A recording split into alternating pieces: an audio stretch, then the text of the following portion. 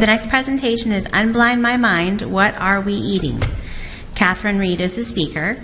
She is an entrepreneur, biochemist, and mother of 5. Through her research and trial and error, Dr. Reid determined that certain foods were associated with her daughter's autistic behaviors. She started a nonprofit business, Unblind My Mind, dedicated to helping others improve health through improved diet. We are what we eat, but what are we eating? Dr. Reid tells a story that led to her founding Unblind My Mind by taking us on an intriguing journey of diet changes that diminished her daughter's autistic behaviors. She reveals an association between a common ingredient in the Western diet and many chronic illnesses that plague a number of countries. So let's give a round of applause for Dr. Reid. I changed the title. Thought it was a little bit more marketable, snazzy. Talking about glutamate today and the secret ingredient's impact on health. So I am the executive director of Unblind My Mind. It is a nonprofit all about improving health, one bite at a time. And I like to go through first, like, why? Why do we need something like Unblind My Mind? And this whole conference is really about unblinding, really. They like to say live aware equals unblinding. So why do we need Unblind My Mind? And we really have statistics to drive our need here. We have over 25% of Americans suffering from a diagnosable disorder affecting the brain. I don't like to call it a mental illness. I like to say it's a disorder affecting the brain. We've got 11% with ADHD, 18% suffering from anxiety, 9.5% suffering from depression, greater than 1% at this point suffering from autism. And now disorders that impact the brain are the leading disability in US and Canada. In addition to disorders that impact the brain, we have 2 out of 3 adults considered overweight. 9.3% of the population has diabetes. And this is just a staggering statistic. 1 out of 2 adults in the United States has at least one chronic disease. We need a different solution. So what we do is we improve health one bite at a time by unblinding, which is about educating and raising awareness. We provide lectures at medical schools, conferences, local areas, schools, all about trying to change the lifestyle and really looking at what we're eating. We also train, and that's an important concept. When we sit there and say, don't eat that, eat this, it really is about embracing a lifestyle, and it's not trivial in a world where you are surrounded by unhealthy food. So how do we go about in transitioning the diet? How do you do that for different age children or different family sizes or even economics within the family? And that's another part of what we do. So this is what our... on yet, honey.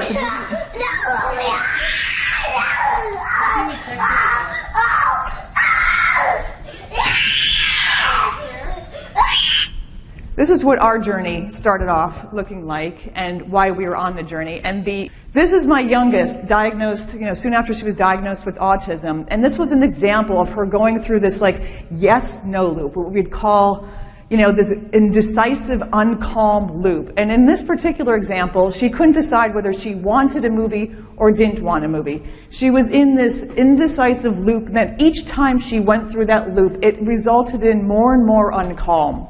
This particular episode lasted 2 hours.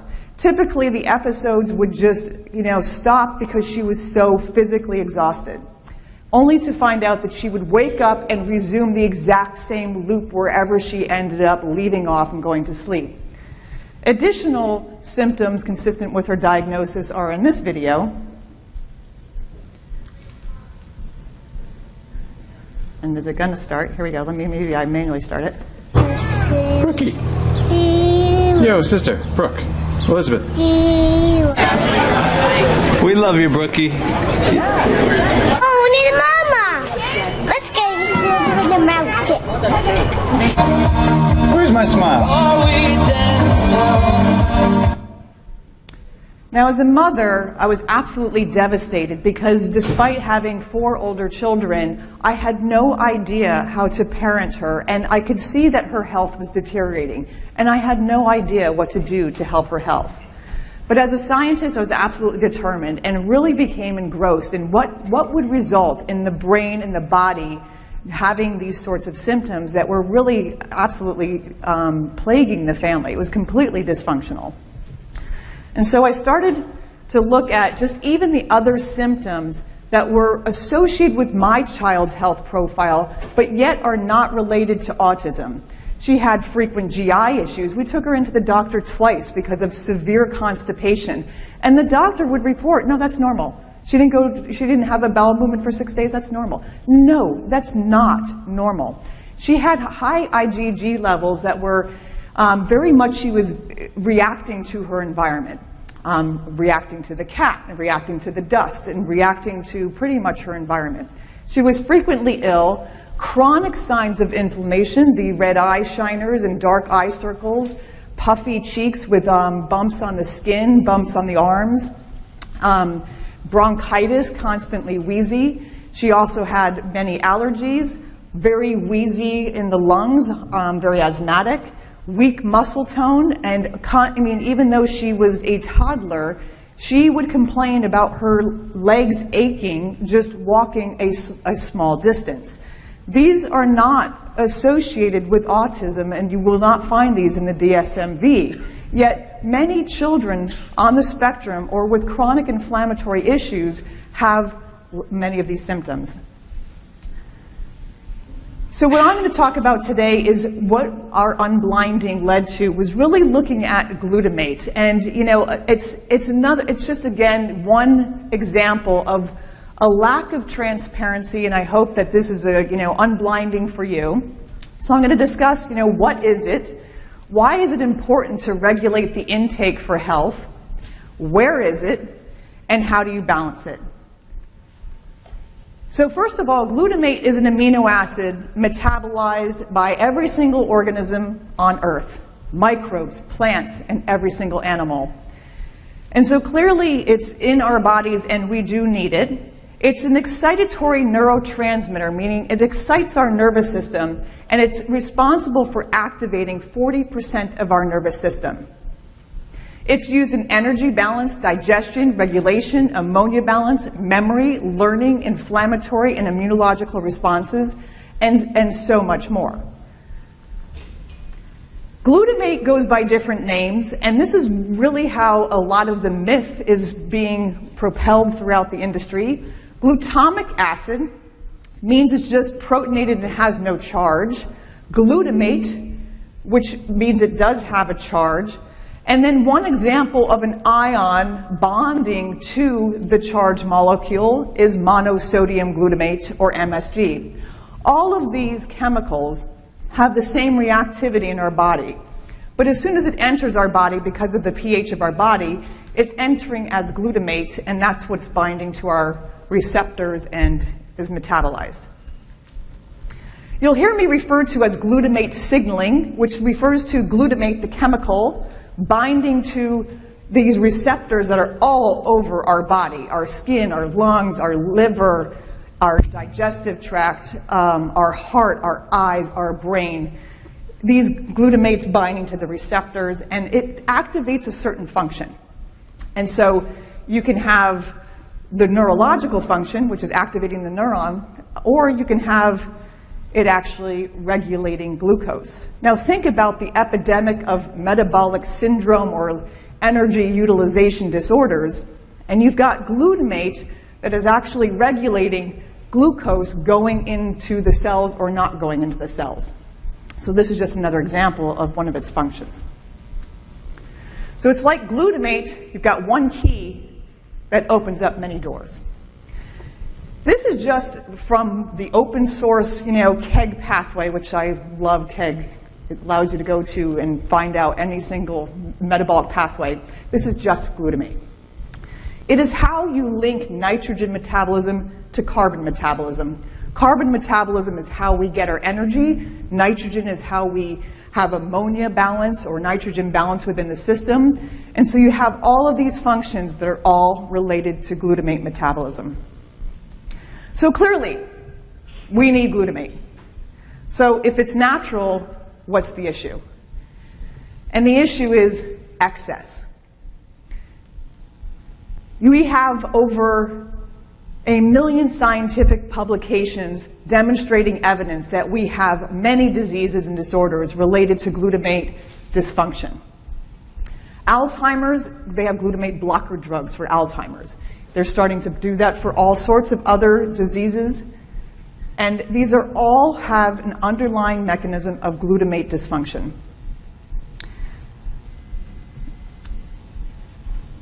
Okay, and because of the trillion-dollar industry going on with glutamate blocker drugs, clearly the scientific community is well aware of this.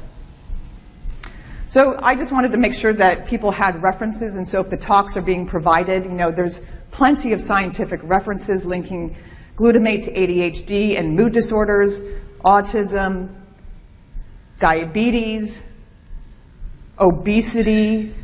Think about the epidemic, again, of this energy utilization disorders that we have going on. And so today what I'm going to talk about are 3 main ways that we can get glutamate excessive signaling coming in, and then empowers you to be able to balance it. So the first and the most obvious thing is let's making sure that we don't have glutamate in our food. And if I ask people here, how many people think they have an excessive amount of MSG or glutamate in their diet? How many would say that they think they have an excessive amount? No one. Okay. So let's see. And then what I'm going to talk about too is how the microflora contributes to this glutamate signaling and how that's inextricably linked to the whole inflammatory pathways. Anytime you have inflammation, it's actually being triggered by the glutamate signaling pathway. So we have a trend over 100 years. So John Olney is my hero. He was one of the first people to report scientifically that MSG was actually causing brain lesions, obesity, and other disturbances in mice when they were treated with MSG. It was in a reputable scientific journal, Science, and it really has not gotten any attention. We don't hear this issue at all being related to our foods or MSG. But if you look at the trend of MSG production since John Olney has gone through, it's only increased. And we are ever increasing the supply of MSG in our foods. So what I did was I started to look at, okay, well, how much is in our SAD lifestyle, the standard American diet lifestyle? And I estimate about 15 grams of MSG are being consumed per day in the standard American diet. And much of that is coming from hydrolyzed proteins. And we're going to talk about how the processing of foods is contributing the most to MSG, and it's not labeled. So what I'm going to talk about here is, our journey first began by taking gluten and casein out of the diet. I, at this point, had no idea. I was just reading blogs and found that some parents found it beneficial when they removed these foods from the autistic child's diet. Didn't know why. We did see some benefit, but she was still requiring education, special education. She was still on the spectrum, and she still had those horrible loops that we saw in the video. And so what I want to point out here is the connection between gluten and casein and glutamate. So here I have a protein simply depicted with circles each representing an amino acid, and the red is representing glutamate. Typically, you have about 15%, 10% of our proteins consist of the amino acid glutamate. In gluten and casein, though, those classes of proteins contain over 25% glutamate in the protein structure, right? And this is glutamate bound and linked to other amino acids through a peptide bond, right? So this is not free, it's linked in a protein. But when you think about how gluten and casein are consumed, especially in modern worlds, and we just heard from Sally about raw milk, that's the only way that we're really consuming it raw, is raw milk. But mostly these wheat and milk products are being processed. Ultra-pasteurization, enzyme modification, acid hydrolysis, fat removal, fermentation. And sometimes these processes are used, multiple processes on these proteins. And what happens is you start to degrade the protein and break these up into free amino acids or free glutamate. So if you're doing that to proteins, you start to create a significant amount of free glutamate, particularly from these classes of proteins that have a lot of glutamate in their protein structure. And so just as a reminder, gluten is, the class of proteins found in wheat, and casein is the class of proteins found in dairy. And so this is why I hypothesized that we did see some benefit when we removed these foods from our daughter's diet, but we still had a long way to go. So I started to look at other potential infractions of glutamate that might be coming from the diet. So early MSG production, this is how they know it contains a lot of gluten. The MSG production actually began using wheat, and they would hydrolyze the wheat, and that's how MSG used to be produced. But now it's not. It's made from corn fermentation, and that's because it's much cheaper. And so corn fermentation is how MSG is being used now. Notice the two processes that I'm talking about. Acid hydrolysis was how it initially was used, too expensive. Fermentation, much cheaper. But think about all of the places where fermentation is going on in our food processes. So when I started to look at, and then this took more than science, this took like really detective work, going to food patents and looking at what their process was and saying, okay, that process with this conditions, with this amount of protein is going to give us the end product. And think about it, that's not labeled on foods, right? What we see are, here's the ingredients you put in. We don't get the manufacturing process, and they're not labeling the end product. And so when I started to go through, and this is on the Unblind My Mind website, and it's actually even more detailed, I couldn't even fit all the ingredients on the slide. Here are all of the ingredients that contain free glutamate, either as a part of a contamination in the process, or actually as a major part of the product.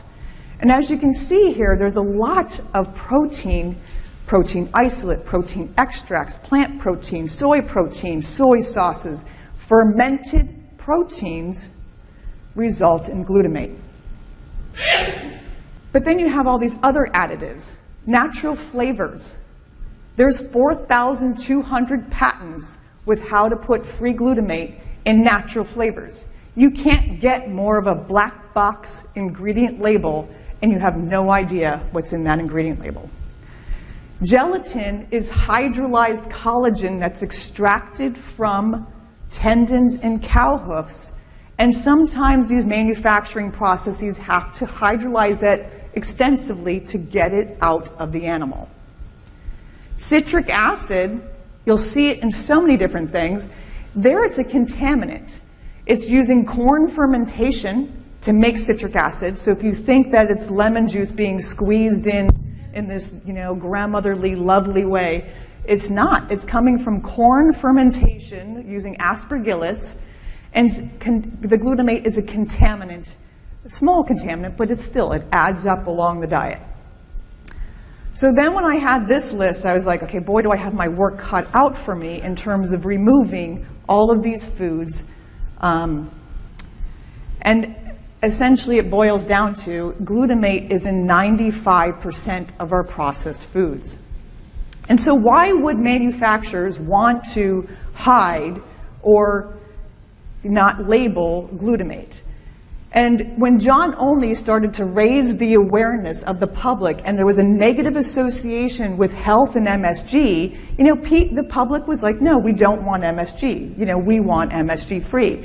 Many people will think that MSG is mainly associated with like Chinese food, and that just couldn't be, further from the truth. In the standard American diet, it's the processed proteins that are contributing the most to the glutamate load. But manufacturers will add it because it's addicting. Any food that you have that contains glutamate will signal right from the tongue to the brain, wow, this food tastes great. And that's why they add it. It's their secret sauce that makes that food taste addicting, or tastes good, and it becomes addicting to us. And interestingly, as you think about the neural network that's within our body, and now neural network is what we need in order to learn a new skill set. like riding a bicycle. These children, when they ride a bicycle, that neural network, you form, signals that allow you to get on that bike and know how to ride that bike. In addiction, that same glutamate signaling is contributing to addiction. It is the underlying mechanism of any addiction, whether it's alcohol, opiates, sex, it matters not. I'm sorry, children. And so that's just fascinating. So even if you go into the hospital now, they finally recognize the underlying mechanism being glutamate. You go into the hospital now and they're giving you morphine for pain. They will start to administer glutamate blocker drugs so that they can prevent patients from getting addicted to the painkillers. There's a massive obfuscation going on, and of course that's like a very common theme we're hearing in these talks. But shortly after ONLY started publishing and raising awareness of the negative health associations with MSG, there was an international glutamate technical committee formed. International. Then we have the Glutamate Association in the United States. We have the International Food Additive Council. There's over 50 different committees and councils that are formed to protect the interest of glutamate in our foods. These committees and councils are constantly publishing, and they're not peer-reviewed, meaning they're not reviewed by other scientists for their credibility. These are published based on people giving presentations at conferences, and then these publications are put out as scientific facts. And they just swamp out any other particularly, other source of good science that might be saying, no, there's a health issue here.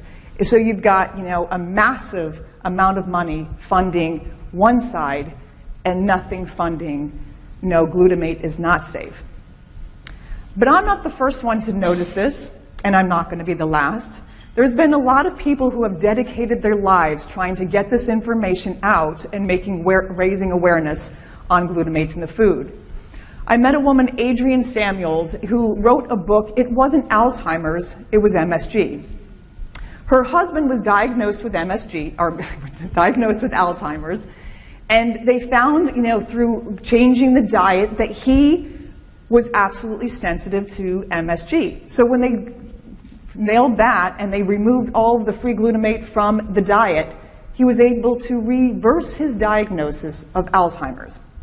Now, this woman has spent over 25 years trying to, advocate labeling of glutamate on the food and going into, the politicians and saying, this is not fair, you need to label it, this is, because it almost killed her husband. And eventually it ended up killing him because he got into the hospital and the drugs that were given to him actually had glutamate and he ended up dying. But we're not seeing it. We're not seeing movement, even though people have, devoted much of their careers to trying to raise awareness. So we keep on going here. It's also in other products other than food. It's in vaccines. It's in body products because we have glutamate receptors all over our skin. So our skin will actually get this tingle and addiction to hydrolyzed proteins that are in the body products. It's in medications or over-the-counter medications and flavorings. And glyphosate, while glyphosate does not have glutamate in it specifically, it actually hyperpolarizes a specific type of glutamate receptor, an ion receptor called the NMDA glutamate receptor. So just to give you an example of some of the ingredients in some of the vaccines that contain glutamate, I just listed the MMRV and the MMR. It's in cell culture, hydrolyzed gelatin. It's actually monosodium glutamate is added also. And the bovine serum albumin, how they're processing it, contains glutamate. And the similar sorts of, so they even, in the MMR, they actually even add amino acids too. Again, that's going to contain glutamate. So that's from our foods. So the more that we can become aware, we can kind of say, okay, I'm going to control the glutamate that's coming in from the foods. But what about the trillions of microbes in our gut? Right? Trillions of microbes within the gut. They represent 99% of our genetic makeup. our human ecosystem, and they want to be the 99%. It's the largest, densest ecosystem in the world is our intestinal tract. And the biggest determinant of that microbial composition as well as microbial action is going to be the 50 tons of food we choose to eat in a lifetime. We can have overgrowth and lack of diversity in the ecosystem in our gut, just like we see in nature. For example, this pond that's been overrun by algae, that's completely sucking the life out of that ecosystem to support the overgrowth of the algae and lacking diversity in other organisms.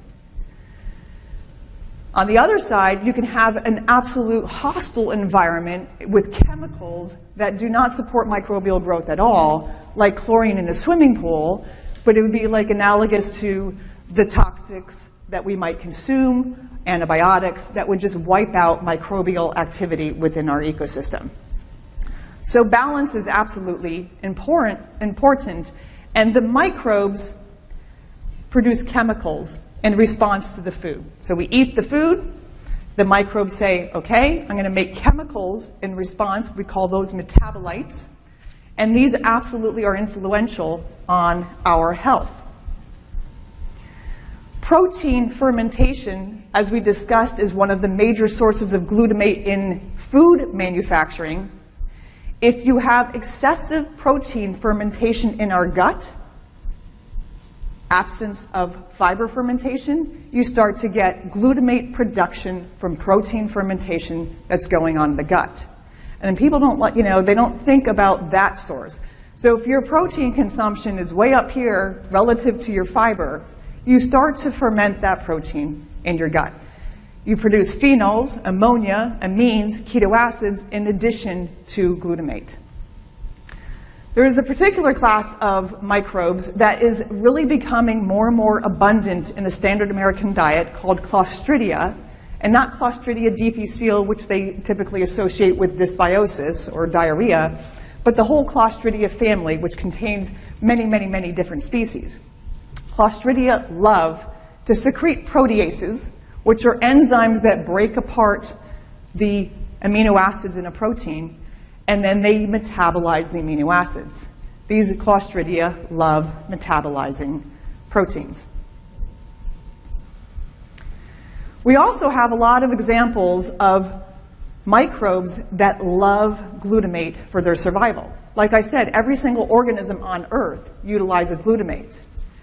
And so we have E. coli that actually likes to synthesize glutamate to promote growth at high osmolality. So they kind of migrate to sections where there might be excessive glutamate because their osmolality is better controlled. Borrelia is unable to synthesize glutamate, so it will upregulate glutamate transporters and scavenge the glutamate. Borrelia is the bacteria associated with Lyme disease.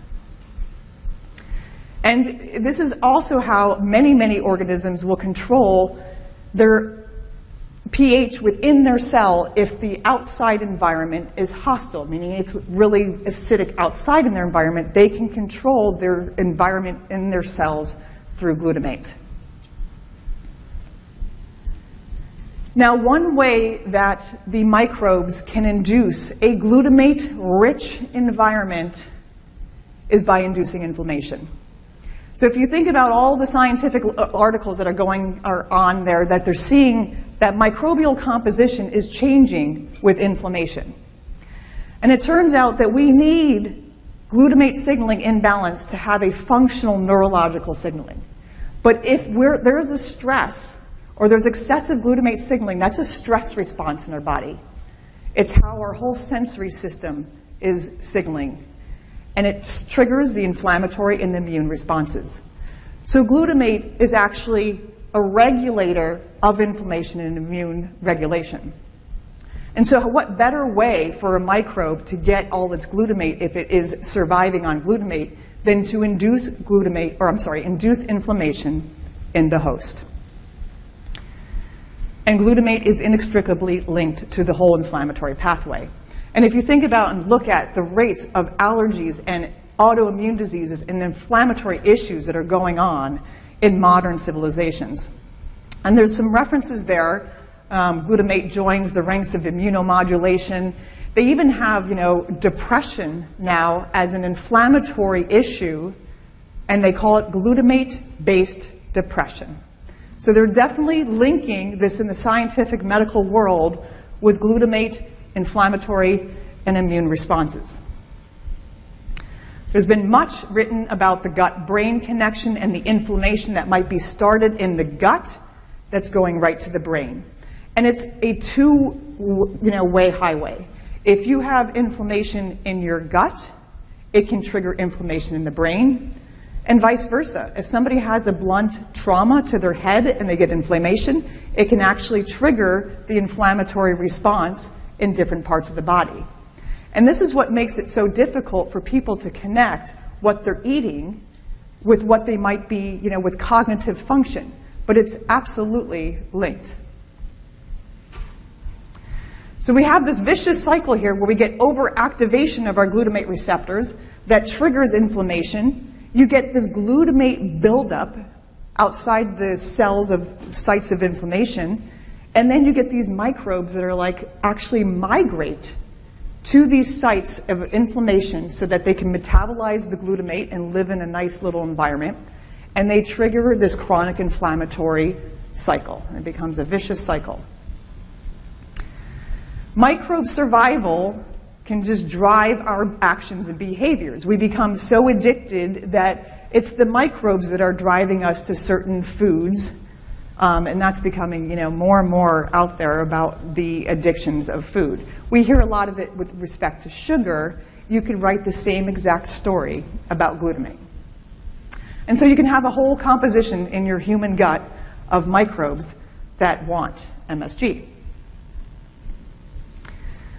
So we changed the diet, and we essentially redefined a new lifestyle. We redefined food, but we also redefined a new normal in our entire family.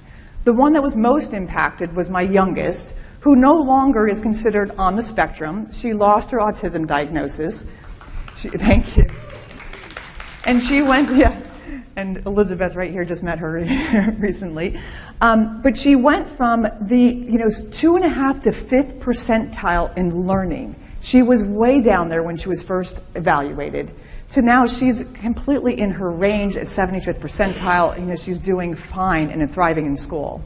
The amazing thing as a parent and a scientist was to see just how much the food was related to her cognitive function, her speech, her sensory system, her anxiety, her mood, her sleep cycle. It was unbelievable.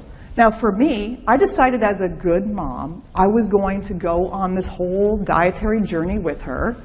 I lost all my pollen allergies. I no longer have asthma. I lost weight. I had low-grade headaches all my life that I never knew were associated with my food. I didn't know what brain fog was until I didn't have it. I just always defined myself as normal, stuffy, nasally, and I had a lot of allergies. It was related to my food. My husband, what I like to tell people is I can always tell when my husband cheats. He comes home, he's irritable, he's depressed, and his anxiety is elevated. And I'll immediately look at him and say, what did you eat? And it's very much related to the foods he ate. It's usually some business lunch or business dinner where he couldn't control himself. But it's really important to sit there and start making associations with what we eat and how we feel, especially the younger the kids are. The earlier you can make those associations, especially before these kids leave the house, they will then say, okay, yeah, you know what? I didn't sleep well last night. Was that related to the food I ate? Or I'm really feeling bloated and irritable, or I'm feeling aggressive. And if they make that association, they're much more willing to be motivated on this journey. So nothing convinced me more that we are absolutely what we eat. But the million-dollar question is that we do not know what we are eating based on just looking at the ingredients.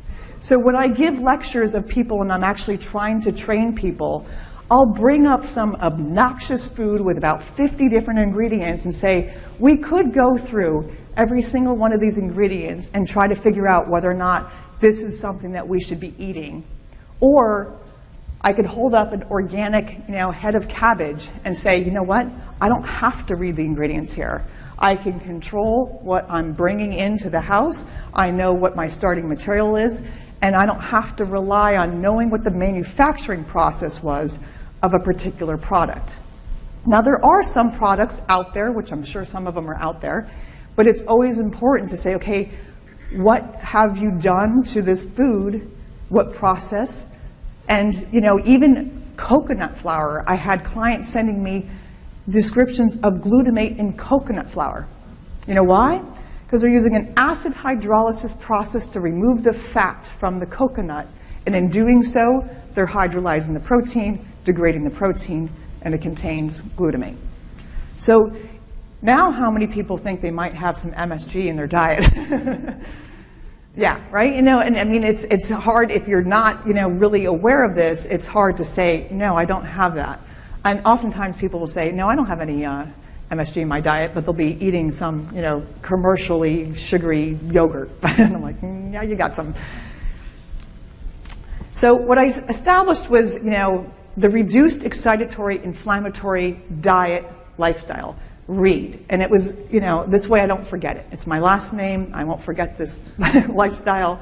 And it's all about consuming an incredible amount of nutrient-rich vegetables, high fiber, and making sure fiber fermentation exceeds protein fermentation. But you want your healthy proteins, you want your healthy fats, but you don't want them in excess of your fiber.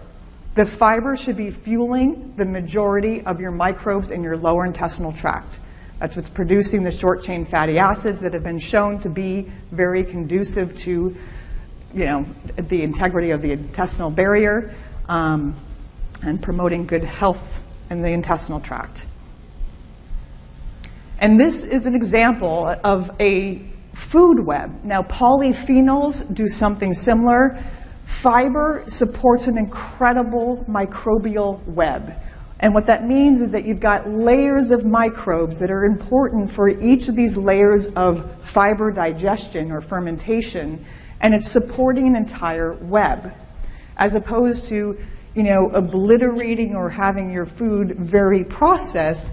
It's not supporting that web. You're getting very broken down foods, and it's only supporting a very small, not diverse microbe. So this guy, Hippocrates, had it a long time ago, and we just have to keep reminding ourselves so that we don't repeat the ills of our historical past. Let food be thy medicine, and medicine be thy food. So I hope this has been an unblinding experience and allows you and empowers yourself so that we don't have the microbial 99% dictating what we do. We say, no, we're going to tell you what you're going to do by us consuming the foods that drive and promote health. So we've helped many, many families on this journey and discovering a new lifestyle. And I'd like to, this is our family now, much healthier. And thank you for your attention, and I'd like to just, point you to the website, and if you like to have this information and, would like to be part of a different lifestyle, please consider donating at Unblind My Mind, and with any donation you get a list of recipes and, pantry ideas to kind of get you started. And then for individual family support, we also offer, individual training support. And thank you for your attention. Did I see that? All right, any questions? All right, see somebody running up to the microphone. I just switched to coconut aminos. Sorry. I just switched to coconut aminos. Here's not good. Yeah. No, so Bragg's amino acids. That's a better choice. No. No. Coconut aminos, all of those have the free amino acids. And so And, you know, with the glutamate sensitivity, there's this huge spectrum, right? And so, you know, people with mast cell disorder or all these, you know, immune dysregulations, I mean, typically they're really sensitive. I mean, some people are even sensitive to bone broths that have been simmered for too long, because that will increase the glutamate and histamine content. And so it really depends on the sensitivity, but coconut aminos do have free glutamate. Right. So a lot of research today is showing the benefit of eating fermented foods, sauerkraut, kefir, kombucha, you know, Yes. kimchi. And I know here you said that it's that fermentation process that creates the glutamate that. Yeah, So I mean- what's the connection? Why Yeah. is the fermented foods good, but then what I'm hearing is maybe they're not? So No, and that's a good point. So protein fermentation specifically. So, you know, and protein, you know, rich foods. So if you're fermenting nuts or fermenting meats, which is like the curing process, that will, you know, create glutamate. Kimchi, sauerkraut, beet kvass are fiber rich.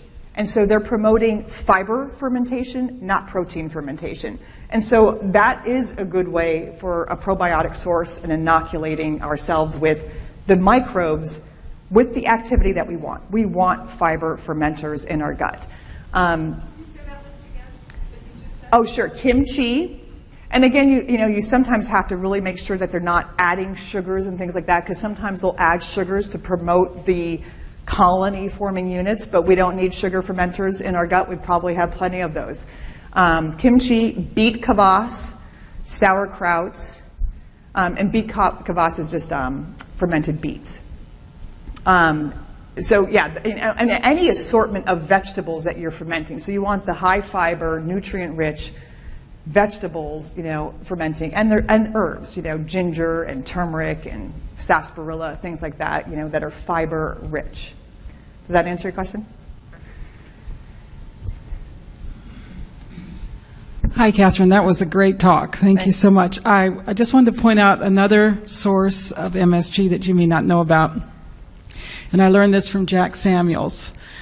The enzymes, let's see, the rennet that's used in most cheese is vegetarian rennet made with genetically engineered bacteria. It was actually the first commercial use of genetic engineering, was these bacteria to make vegetarian rennet. And Jack told me that if he ate cheese made with vegetarian rennet, he would pass out. Yeah. But if he went to Europe and ate cheese made with animal rennet, he had no problem, even though this is a fermented protein product. Yeah, no, and you're definitely going to get different microbial activity, enzymatic activity, depending on what microbes you do. And a lot of them, like even with bread fermentation, they will select microbes that are, you know, enhancing flavors, and one of the flavors that they're trying to enhance is glutamate. But yeah, so cheese, the more it's aged, and depending on the microbes, you're going to get more and more MSG. Newer aged cheeses and using more natural processes will have less MSG, but all fermented cheese will have MSG. Thank you so much. I have a daughter too who's got a lot of allergies, etc. As they get into teen age, how are you able to modify their diet and sustain their life within society? Yeah, no, and that's a good one. So my daughter is now 11, you know, so she's definitely reaching that age. But so one, the earlier you start, the better. Two, it's always a battle worth fighting, no matter what age. And my kids were older. The 4 older ones were older for sure, right? And so I tried to get a hold of them, and there was no chronic health issue really driving their motivation. But with teenagers, you know, and I really try to think about, you know, the individual. Acne is a great motivator, all right? If they're in the dating scene and their face has got a lot of acne, you're like, okay, you know what, you need to change your diet. This is a sign of, like, you know, infection and detoxing, and you know, you try to find the motivators. They usually don't want to go out spending all their money on food, right? So you can control the quality within your house of what you're bringing in, and that's a big one, right? You know, sure, they might have a license and they're driving to Carl's Jr., but you can at least control maybe some significant percentage. And then rewards. You know, hey, if you guys drink smoothies, or I even did this with my 17-year-old. I'm like, I put the smoothies in shot glasses and said, okay, chug, chug, whatever you could do to kind of like make it cool or whatever. And I would say, okay, you're just trying to encourage your sister to do it, And so whatever I could do to kind of make it, okay, it's cool. And they were like, and they knew that they didn't want to do it, but they were like, okay, yeah, all right, I'll do it. So you kind of have to think about the individual child, and I do try to work with different ages and find strategies.